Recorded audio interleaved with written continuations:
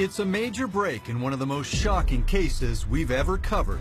First of all, I'd like to apologize. I'm extremely regretful. That was 19-year-old Cameron Irvin standing alongside his 23-year-old brother Christopher just days ago to express remorse for drugging, beating, stabbing, and trying to blow up their own mom and dad. And he said, I just tried to kill my parents. Who does that? Now, these decisions are never easy for the court. a verdict has finally been reached, and the full story can be told. I'm sorry. It was the horrific real-life drama that began with this chilling call to 911. Please send someone to my house. My children are trying to kill me. That's a terrified Yvonne Irvin saying what she fears may be her final words. They've attacked me and my husband.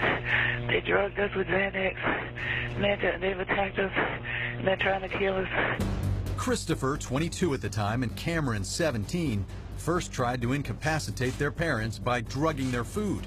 Then, in a made-for-TV murder plot, they lit candles around the house, turned on the gas, and left their parents for dead. Cops say the boys then waited out front for the house to explode. When it didn't, they rushed inside and went on the attack. I don't know why they've done this. I really don't. I guess they assume they want the insurance money. I'm not sure.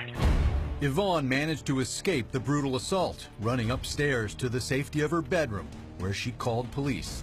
I just heard them say, where did Mom go? They headed upstairs now. You can hear Yvonne screaming in fear for her life, while downstairs, the boy's father, Zachary, had just barely managed to fight off his sons after they stabbed him. These graphic crime scene photos shown recently in court reveal where a bloodied Zachary then ran into the garage and began honking his horn with the hopes neighbors would hear. We didn't hear any of that. We just felt that, maybe we could have done something to help. Cops arrived soon after, stopping the boys before they could finish their deadly plan. I've seen cases where children plot or try to kill their parents.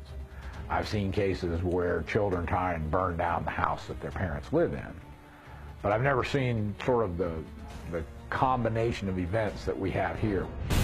After the arrest, the youngest brother made this stunning confession to police. Cameron said that he had been planning this since he was 11. He said, just kill me now. And then the officer asked, why would I do that? And he said, I just tried to kill my parents. Who does that?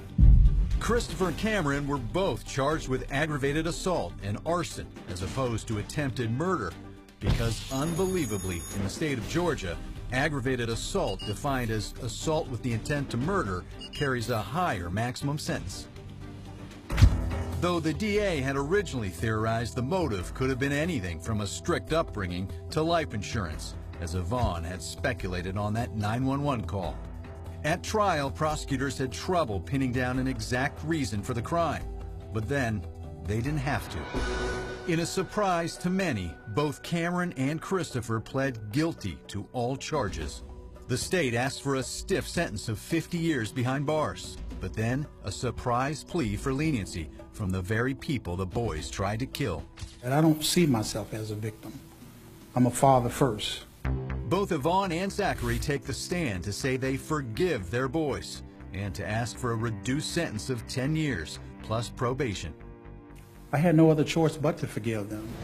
Ultimately, the court decided to meet somewhere in the middle, sentencing both boys to 20 years of confinement with an additional 30 years of probation.